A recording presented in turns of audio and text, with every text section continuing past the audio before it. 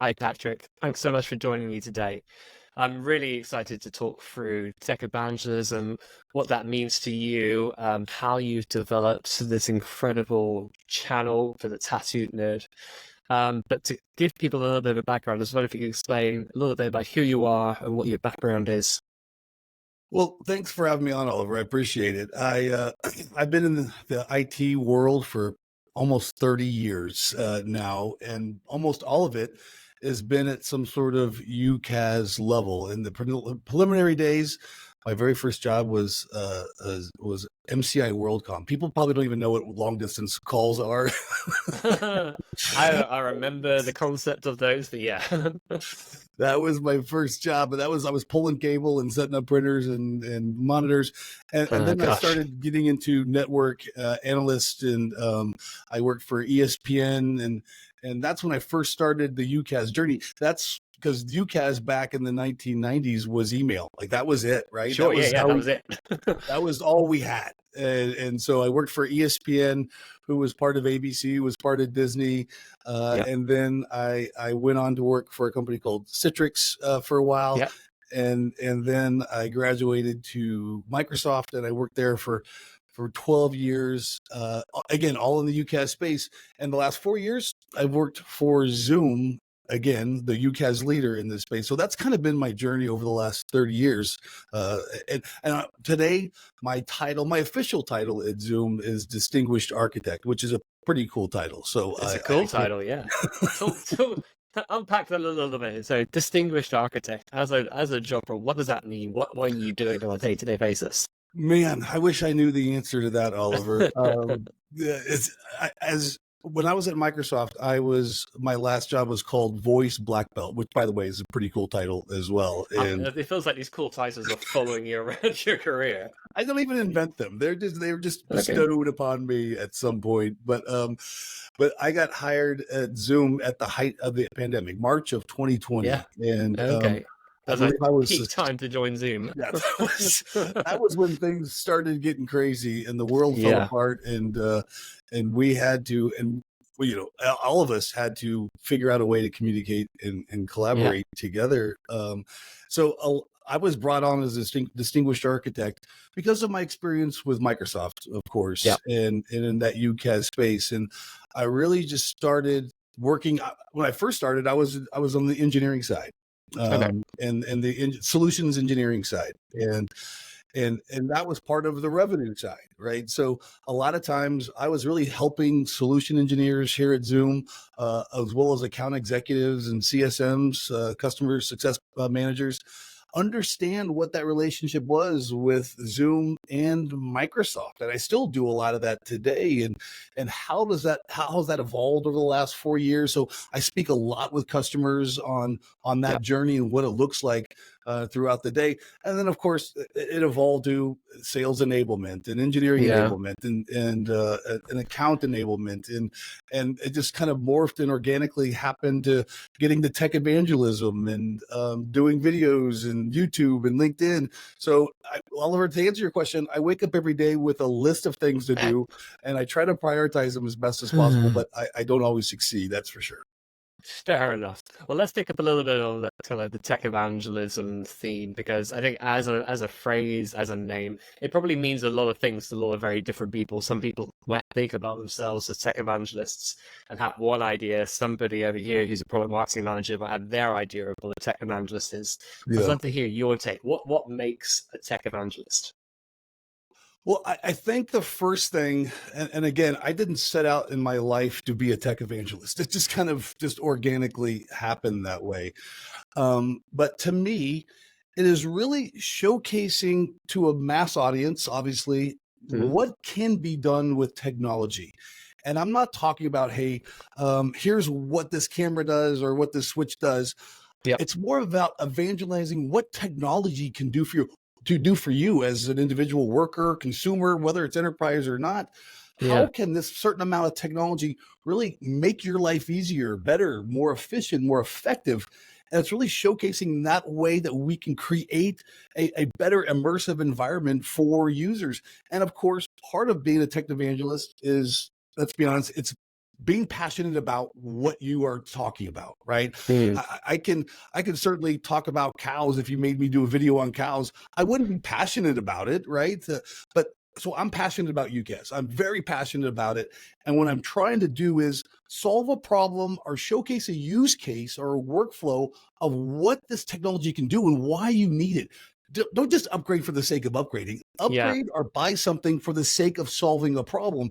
And of course, that passion then has to translate to, let's be real transparent, you have to be an entertainer of sorts, right? You have to be passionate, but you also have to showcase your passion with a message or a story that's going to resonate. So that's what technical evangelism means to me. Oh, no, that's really helpful. So there's some components in there that we want to pick up on. So you predicated that you have to have a large audience. Obviously, if you're a tech evangelist to say one or two people, you're not really an evangelist. You're just having kind of peer-to-peer conversations. So there's the audience as a factor, the kind of charisma and being engaging feels like it's a big part of that. And you mentioned storytelling, and I'm keen to pick up on that. The third part is about being proactive in terms of understanding what solutions people are looking for in regards to technology. They're not interested in technologies, they're interested in what the technology can do for them. Yep. Picking up on that theme, I'm keen to understand, obviously you've worked at Citrix, you've worked at Microsoft, you now work at Zoom. How important is vendor independence in regards to your kind of key messages to your audience, a part of being a tech evangelist? That's where the slippery slope happens, right? Because transparently, I've worked for Microsoft and I did videos, and guess what? Every video that I did when I worked at Microsoft was about Microsoft, right? Sure. I understand that. I work at Zoom today. Most of my videos, if not all of them, have to deal with Zoom. What I try to do is showcase not an either or, the David versus Goliath thing, but showcase work conditions and workflows and use cases of how Zoom and or whatever technology I'm talking about is solving that problem. Now, let's be completely transparent, right? Is that every single report out there, right? And it's from, pick an analyst. They don't just write reports for no reason, just because they enjoy writing reports, right? They are paid to write that report by the person that's commissioning them to write that report. And if it's favorable, the company will publish it. It's that simple, right? If you were to do a Google search on how horrible is sugar for you, I bet there's a million articles from the corn syrup industry that showcase how horrible sugar is for you, right? Yeah. Same thing, right? How bad's corn syrup for you? There's probably 1,000 commissioned studies from corn syrup that talk about how bad sugar is for you. So yes, you have to take what you're looking at with a grain of salt. What I try to do is, I completely, I always tell people I do work for Zoom. I am not a spokesman or a figurehead for Zoom, but what I showcase is how Zoom can work alongside other technologies. And a lot of that is Microsoft. I've done Cisco, I've done Google, I've done a lot of CRMs. So I showcase, hey, here's how Zoom can solve for this problem. And I try to be really transparent about it. Now, again, I do work for Zoom. So if it's something bad that we're doing, I'm probably going to do a video on it. Let's be honest with you, right? I'm going to showcase Zoom in its highest regard. But everything I do or everything I show is something that solves a problem, or at least I try to, right? And that's it's really got to be authentic. It's got to create value for your audience. Yeah. Being authentic is part of that, right? Can I read it? And I'm guilty of this as well. Can I read a script and make it really showy with a lot of graphics? Completely, I have totally done that, but that's more of an advertisement, right? That's not technical evangelism, right? And I think people can immediately see within 5 seconds what kind of video this is, right? And a lot of times I will literally have zero script, Oliver. I'll just shoot it off the cuff. Now, will I edit out some ums and blahs and some gaps? 100%. But a lot of times I just go and I see where it leads. And sometimes, it's not everyone's a hit, right? But at least I try. And it's about consistency as well. Yeah. I feel like a developer or an engineer's ability to smell bullshit is incredibly heightened. Yep. And as a result, traditional advertising mechanisms, traditional marketing initiatives just do not work within a developer space, which obviously places a greater emphasis in terms of why it's important to have these tech evangelist roles. What's your experience in terms of the audience that you have and their ability to detect that kind of bullshit? It's funny. I try to develop content for three main areas of an audience. My first area, and probably the biggest area, is users, right? Is knowledge workers, information workers. That's probably the biggest area. So I do a lot of, when I'm in my mind, when I'm trying to create a video, I'm doing a lot of demos, like walkthroughs of what the day in the life of this would look like to you on your desktop and why it can achieve maybe or solve a problem that you have. The second level is IT admins, right? Engineers, developers. That's a smaller audience, of course. And typically those videos are a lot more technical in nature. I'll dive deeper into that so I can resonate with that audience. And then the third is thought leaders, executives, CIOs, CFOs. So that might be a higher level video, right? Maybe talk about ROI or TCO or vision or strategy. So every video I develop is for one of those three buckets. And your audience is different, right? Certainly those three buckets. And so the ability to try to be authentic for those first two buckets is really a priority when I create a video. When I create a video for a C-level executive, it's more of I wouldn't say sales pitch because I'm not a salesperson, but it's more philosophical in nature, right? It's not really in depth technically. It's more about strategy and how does this overall solution affect your business, not as a user. So those are three distinctly different audiences and three distinctly different patterns of how I create video. Okay, that makes sense. Just rewinding a little bit, I want to come back to the build or at least have an audience part of how you defined being a tech evangelist. And obviously you've got a very well-known YouTube channel now, the Tattooed Nerd, but there was a period of time where that didn't exist and you had the whole start problem of, you want to be a tech evangelist, but who are your audience? Can you talk to me about how anybody would go about solving that problem and how you approached it? When I originally started Tattooed Nerd, and I'll go back a little bit historically, is I used to do videos about Microsoft Teams when I worked at Microsoft. And these videos were, looking back, were really fundamental in nature and archaic, if so. There was a lot of times I wouldn't even talk or show my face on the video. I would just do a demo on the screen about how, and I would title, here's how to turn off your audio in Teams or something like that. And I would just walk through how to do it. And it was really that's how it started out. And then I got to a point where people were asking me these questions and I'm like, well, I already did a video on that, right? So there's no reason for me to get on a meeting with you and waste your time and my time. I've already solved this problem. Here's a link to the video I did, right? And so it kind of organically grew from there. Is that, look at my Apple that's doing. I've had to disable my Apple functionality where I just decide it's helpful for me to just display emojis on the screen. It is better. So it was out of pure selfishness that I started YouTube with Tattooed Nerd. It's because I had done this demo. I remember the demo. It was about Zoom, the Zoom application inside of Microsoft Teams and what it looks like for the user. And I had done this demo probably maybe an over exaggeration, like 10,000 times. And I was literally, Oliver, I was just tired of doing the demo. And so I recorded me doing the demo. And then I would always have these account executives or solutions engineers like, hey, can you call with this customer and show us Zoom inside of Teams? I'm like, no, I don't want to do that. I've already done this. And here's the video on how to do it. So that's kind of how I started building an audience. It was just solving problems that a customer would have a problem. I'm like, hey, that's probably not the only customer that's having that problem. I probably should do a video on that. And then I just started sending it to account executives and solutions engineers like, hey, share this with your customers. And it just kind of grew from there. And then people started asking me, hey, I have this problem. Can you do a video on it? I'm like, sure. So those ideas just kind of happened from customers, really not even myself. So it's an interesting one. You haven't gone into this journey thinking, how can I build an incredible audience that's really engaged on YouTube? You've been like, how can I save myself a butt ton of time? That's exactly by recording a video for these 100 questions I'm constantly getting on a day-to-day basis. Yeah, and I guess there's an interesting part of that in that your channel is born out of utility and usefulness first and foremost, in regards to actually solving people's problems. I never, I know YouTube is an amazing platform and I know people use it to monetize their lives a lot of times, right? And LinkedIn's the same way, and Instagram and TikTok, every single social media platform. probably has an ulterior motive a lot of times, Mm. right? And mine was certainly not to. I already had a job. I didn't Yeah. need another job.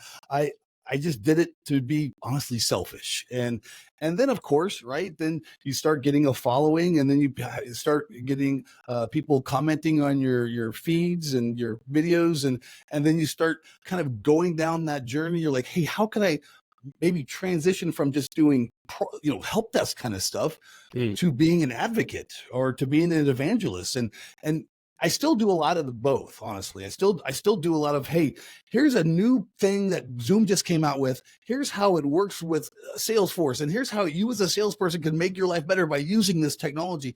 Is that Yeah. solving a problem, like a help desk problem? No, but it's solving a workflow problem, right? Yeah. And that's part of where it kind of happened. And of course, with that becomes a bigger following and more impact and more ability to touch the masses, really. Yeah, no. Well, let's come back to that kind of content strategy. So you spoke before about you have these ideal customer profiles. In some way, you're targeting for all of your kind of videos. You're decision makers, information workers, and those who are kind of more technically oriented. What's your process of defining the content that you're sending out to each of those individuals? Like, so do you sit back and do you have a plan of what content you're going to release over the next kind of 2, 4, 6 weeks? Is it more spur of the moment, ad hoc? You kind of responding to dynamic requests. What's that content planning piece look like for you? That's a great question, and I'm gonna probably open up a Pandora's box of Wow. like, I love that. because I love that you think I put that much thought into it. Well, it looks like you do. So as long as you don't tell anybody. I start my morning. Rather early, and I'm usually grabbing a cup of coffee. And the first thing I do probably is start going through LinkedIn, right? Okay. And that's probably where I start my day, and a lot of my ideas come from, because again, I follow not only, of course, Zoom and all, but I also follow a lot of other, technical evangelists. I also follow all our competitors.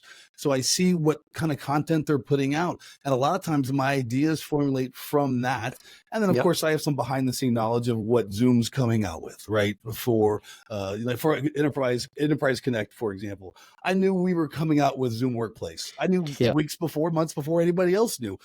But I had developed content. I'm like, I know there's going to be a ton of questions when this drops. So I had already produced videos weeks before of that technology. So when that technology dropped on a Tuesday, boom, there was a video on a Thursday, right? And were you working with the product teams when you scheduled those videos, or were you just going feral and be like, yeah, I'm going to drop it now? That's another great question, and that's a good segue, is that there's two distinct channels or vehicles I use for producing content.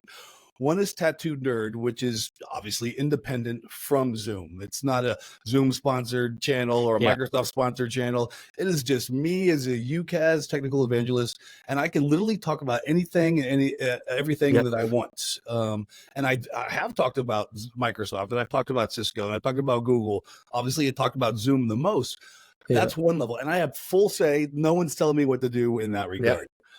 The other one, right, is a Zoom sponsored channel, right? It's that Got a Minute series that I run on the Zoom YouTube and the Zoom Instagram, Zoom social media.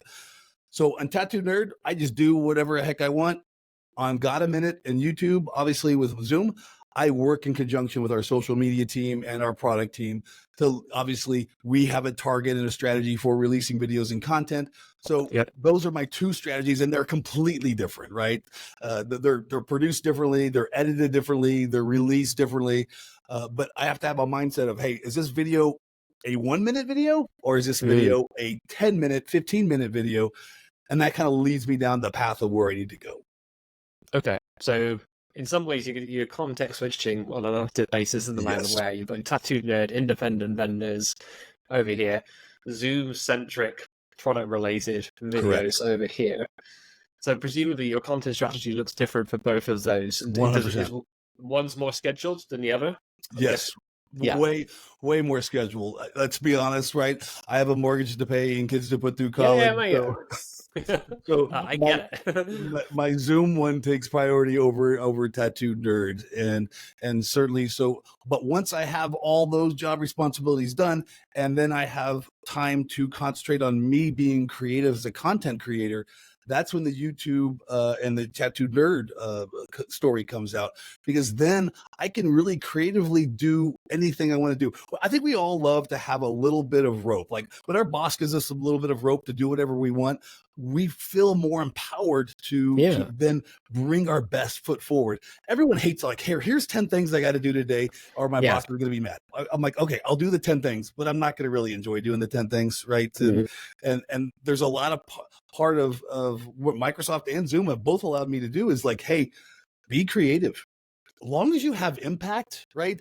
It might not be the list of 10 things that you have to do today, but it might be the 11th. Create that impact. Showcase how what you're doing as a content creator, as an evangelist, is really impacting the business or impacting you as an individual. I love UCAS, right? I totally do. And when I produce, I get excited to produce a video. I get excited to edit video. I get excited to publish a video. And I wouldn't be able to do that if I wasn't excited.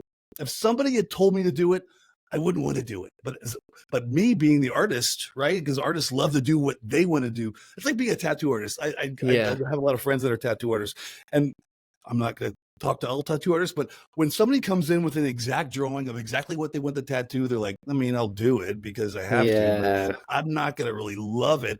But if somebody comes in with an idea like, hey, I would love, a frog, a statue king, right, on a throne. And then you throw that idea to the artist, and then he or she can just go with that and create their own piece of art, and they're more empowered and more excited to do it. Yeah. And they probably do their best work that way. Well, what does that look like for you working in Zoom and when you've been at Microsoft in the past in terms of the high context framing that gives you the flexibility and freedom to work in the way you want to work? Is it using kind of OKRs, goals, KPIs? Like, how is your performance kind of measured, and what's the framework that they give you that enables you to have that kind of freedom? My framework is loosely measured in myself with, of course, success at YouTube is a matter of likes, right? Subscribers, followers, content watching, right? And there's thresholds that you have to meet in the YouTube world to get monetized, right? And they're high thresholds. Oh man, yeah, it's like nuts. it's a lot of work to hit those thresholds, and so that's a personal measure of how successful a video is, right? If it goes viral, for example, and to me, viral to me is maybe 10,000 views and up, right? Yeah. I'm in the new nerd world, right? I'm not in the Kardashian world where there's 1 million views. Like that's just not the world I live in. There's only so many people that want to watch a nerd talk about Zoom and Microsoft and UCAS. So, my level of success is obviously lower than Mr. Beast's like a level of success, right? They're not even close to the same. On the other side is we're still pretty new in the social media world at Zoom with the God a Minute. I think I just produced my 22nd episode, right? And so those are really railed by one, marketing, right? Marketing has a position of, hey, what we need to push out. Yeah. But two, we have a social media team too, right? So a lot of times the social media team's working with product. So those three little circles are getting together and saying, hey, this is the message we want to put out. Here's the key things we need Patrick to say, right? Yeah. And that's really all the rope I get. Most of the rope I get is that those guardrails are like, hey, you can't say that word, right? But you can say this word. So they give me like a bullet point. They give me like a bullet point of things to discuss during that video. And they give me free reign to really create the content and script however I'd like. And then I typically create that script. Then we send it for approval from product and marketing and legal, of course. And then once that's approved, and usually almost 99.9% of the time, I don't get a problem. And I'll just like, okay, so once I get that okay, I then can produce that video and send it out. And the great thing about it is I don't have to edit those too much because our social team and our brand team are way better at editing than me. So when they create those God a Minute video series, it's mostly their work. I'm just the voiceover and the pretty face. What's that like? I'm guessing scripted, your kind of God a Minute videos, more unscripted when you're doing Tattoo Nerd. What's the impact from your perspective when you're presenting Scripted versus unscripted.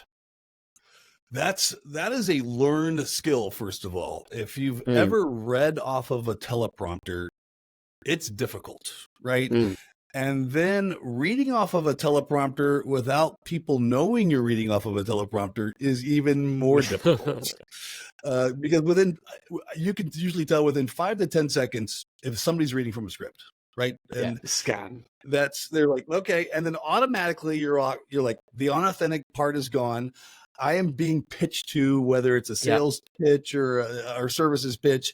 And now I have already put up defensive walls just mentally in my head about, I've already taken this video with a grain of salt, right? And you've been in meetings too, or I'm sure webinars that you're sure that or people are reading off of the script and they're droning on and they're not talking with any enthusiasm or passion, and you zone out. And the message might be amazing. The message might be amazing, but the way we market that message or showcase that message is lost in translation because it's just a bunch of words now, and I'm just listening to a guy or a girl read it, and I can just read those by myself. I can read a blog anytime. I don't need you to read the blog for me.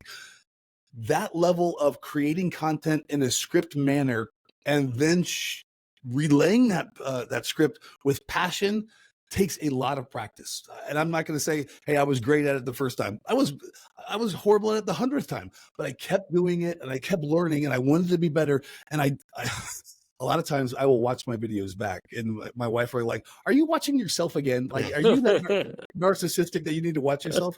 I'm not watching it for that reason alone. I'm watching to see how I can be better for the next video. Right. And that's really a big part of being a technical evangelist is showcasing a message, sure. Being entertaining, sure. But how you relay that message is really the most important part. Because do I have a 4K, 6K camera here with professional lighting? Absolutely. If I read from a script that was boring, it wouldn't matter how good a quality my setup is. I would lose the message. 100%. There's a rule. It's very about 20% of the things you're actually saying, and 80% is kind of body language, the way you're behaving. You're like, it's so easy to kind of spot a fraud and spot a phony when you can see something just obviously reading from a script. So you're going scriptless when you're doing tattooed nerd work. You spoke a little bit about you do a lot of research on LinkedIn. You're looking at kind of articles. You have in the back of the mind the things that you're thinking about, working in Zoom. Do you ever find you get to those places where you have like a creative block and you're like, I need to send a video out there. I clearly what I'm going to talk about today. That happens on a daily basis, Oliver. So that's good. How do you solve that problem? Like how do you navigate that? Look, again, doing research is obviously the number one thing that gives me ideas. And that's the basis where it starts. And I come up with a lot of ideas that way.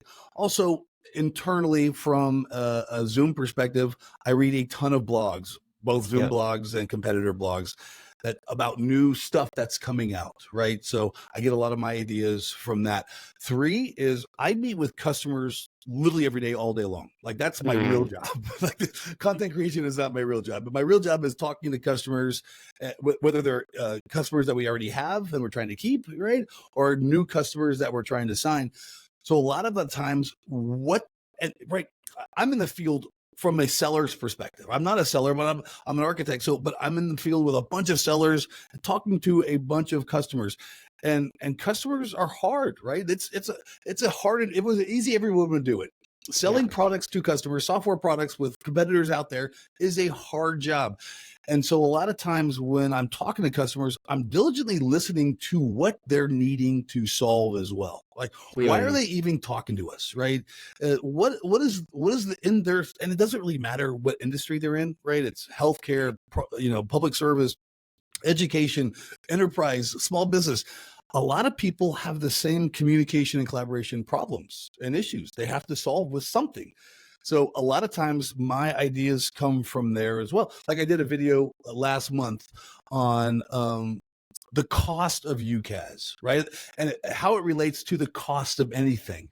And I kind of broke it down into 3 distinctly different things. And whether it's a house or a piece of software or a car, it all applies in the same way, because I heard somebody say, hey, we're trying to save money. And they're like, hey, and this product is too expensive. I'm like, wait, now hold on. you're looking at the piece of paper in front of you of why that product's too expensive, right? It's a per user per month charge. And you're like, this is too expensive because compared to somebody else, this piece of paper is more expensive than the other one. Like, but that's not the only thing that costs money when you own something or buy something for a house, right? You bought the price of the house, and whether, let's just say it's $100,000 house. Okay, great. You have $100,000 to buy that house, but do you have the money to maintain that house, right? And repair that house and pay the bills for that house? Those are distinctly different ways that you have to, that the house costs. Same with software, right? You bought that piece of software. Great. Who's deploying that software? Right? There's a cost associated with that. Do you have engineers in house and help desk that can deploy it? Maybe. I don't know. If not, you're going to have to hire a partner. That's a cost. Okay, once it's deployed, who's going to administer all this and support all this and train in all this?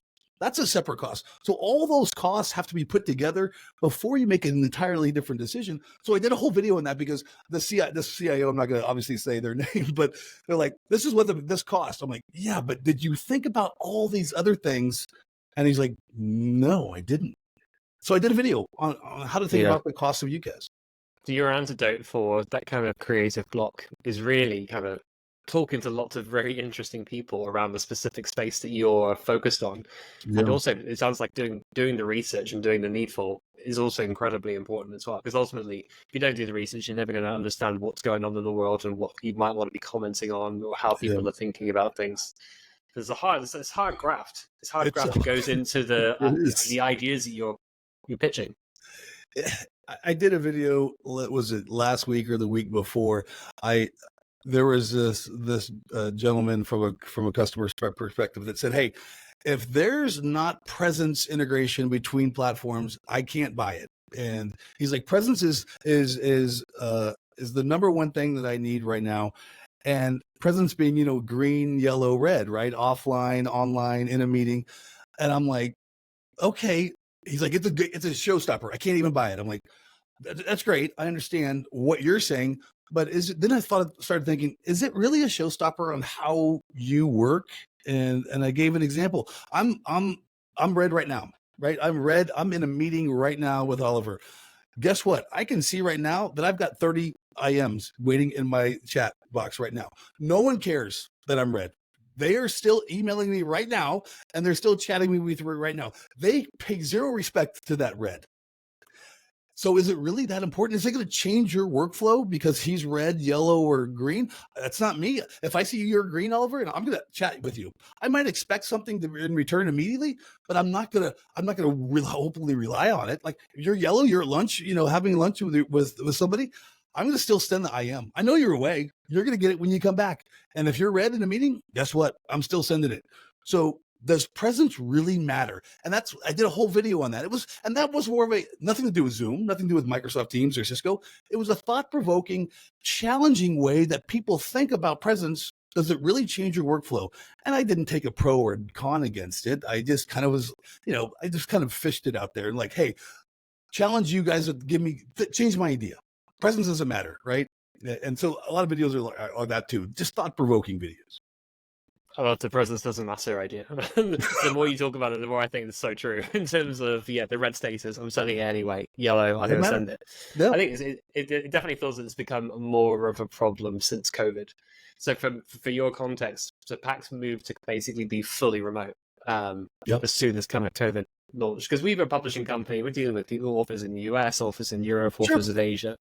So it never really made sense that you kind of have these physical premises. But there's a total game changer in terms of the quality of our communication following that kind of shift. But everything went asynchronous, and like you said, that whole presence doesn't matter thing is so true. And people just send you hundreds of IMs, no matter what the time of day is, no matter if you're in a meeting, no matter if you're free, on weekends. It's crazy.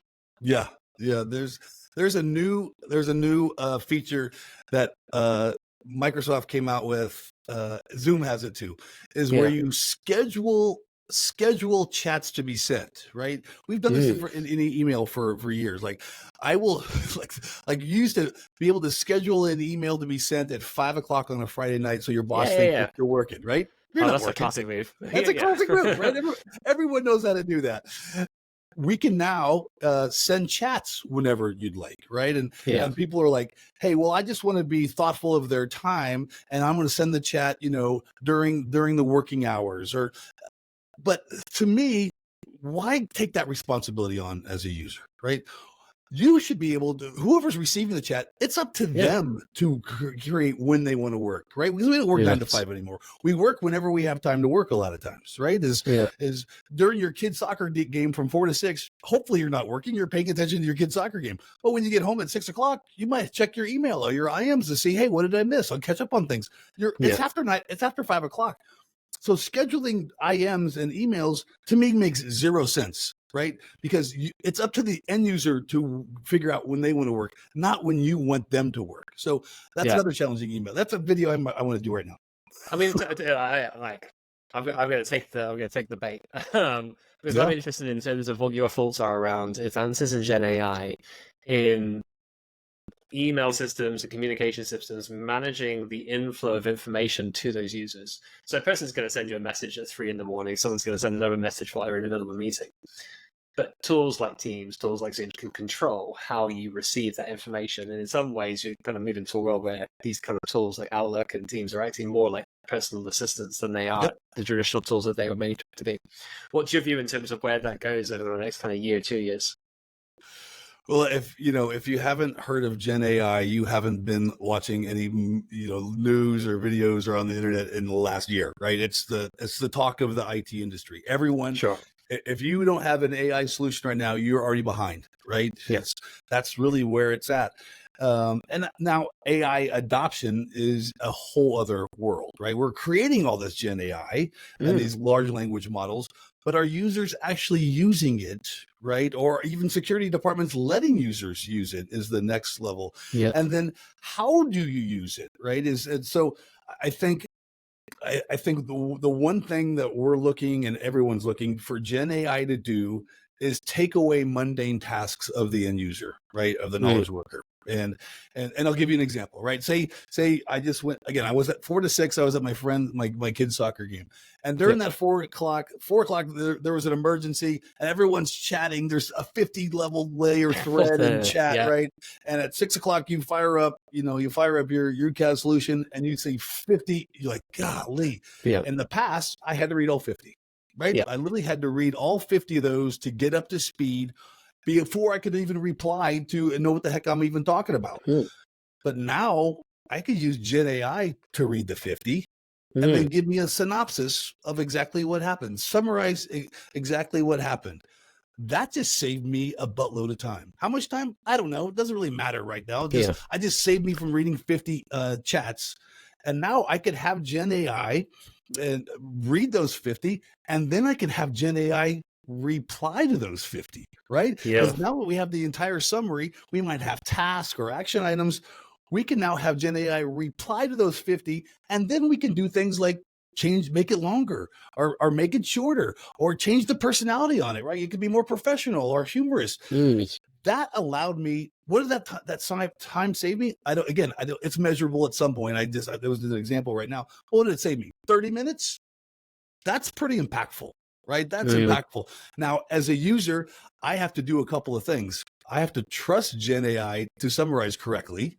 I have to trust Gen AI to reply correctly.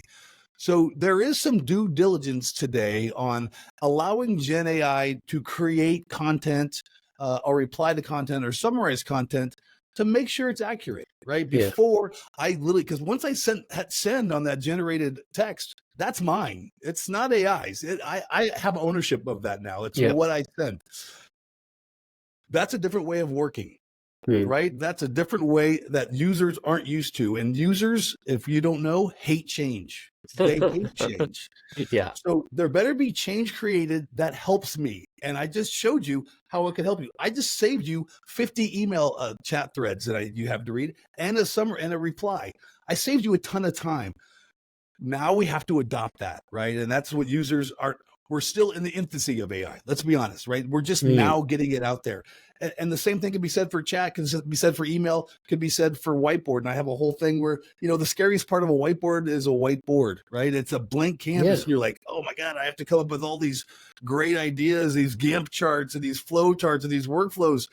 What if you didn't have to? What if you just said, hey, AI, generate a Zoom whiteboard for me? And it does. Is it going to be exact? Probably not, but it's going to be 80-90% there, and you can just tweak it to your liking. How much time did that save you? That's a lot, right? But we're just getting to that point now. Yeah, I know. It's just super exciting times. In my own work, Gen AI is probably saving me a good 30% of my working week, just in terms of responses to things. Reading is probably the biggest one. Like you said, that example of the 50 chain kind of chat mail that's going on Teams where people are talking about some kind of crisis or catastrophe that's just happened, to be able to summarize that is huge in terms of giving you exactly what you need, not having to dig into the detail, but having the flexibility to sanity check and make sure it's talking about the right things. Agreed. Let's come back to you personally. Where do you plan taking the Tattooed Nerd? Like, what are your goals and aspirations for that as a channel over the next kind of few years? That's an awesome question. And I've been thinking about this a lot. And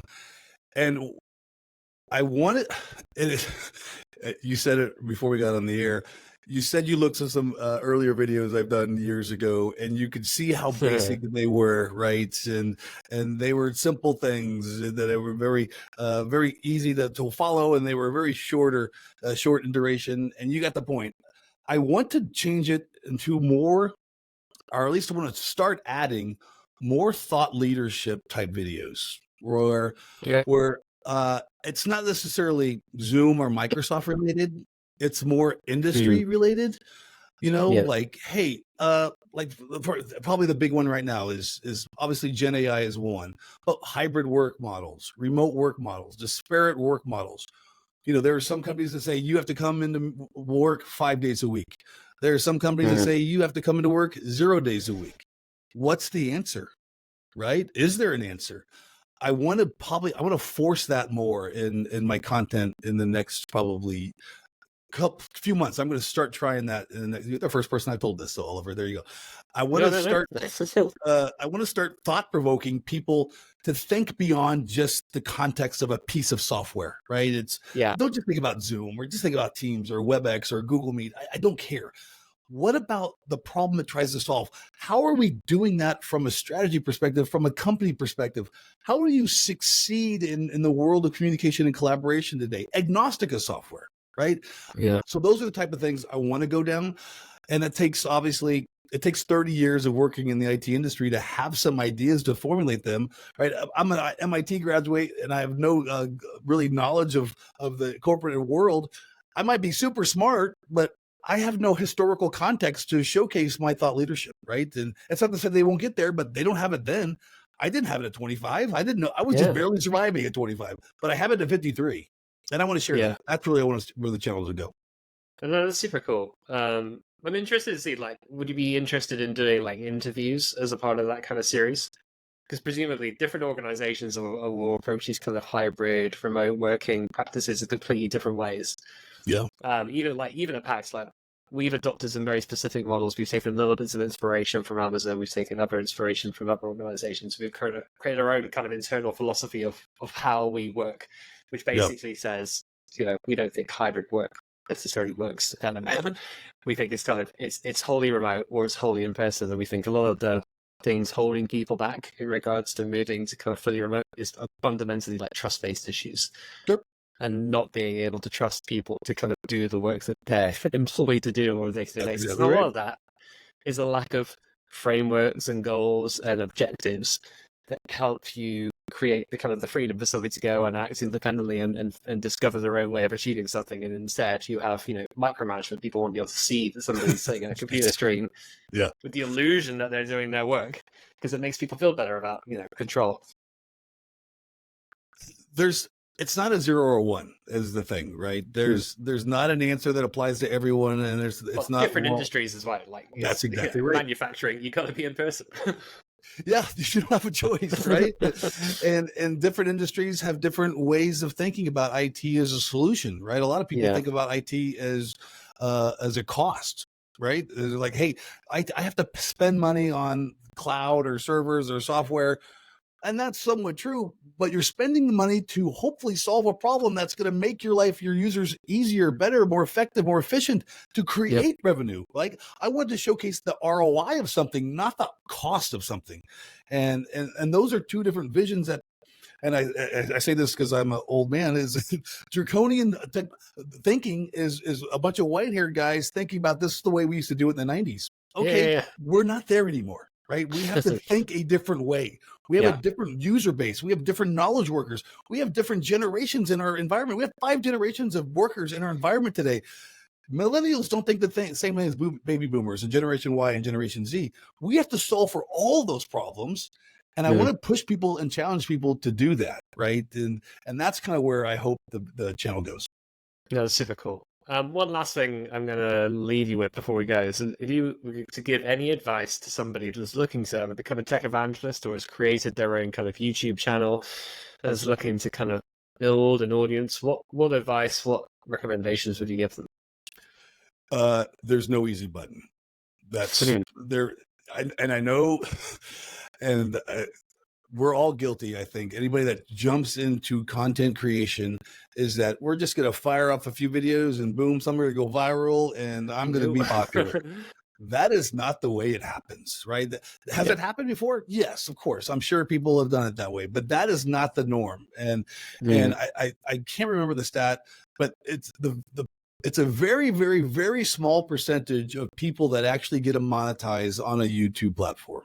And those people are consistently putting content out 2 to 3 times a week, and there's thought into it, and there's effort into it. It's just not like, hey, and I've had people, my friends, like, hey, I'm going to fire up, I want to do a YouTube channel. I'm like, okay, great. I can certainly help you, but do you understand the level of work it's going to take to be successful? And you have to be motivated and passionate and consistent every single day, every single week.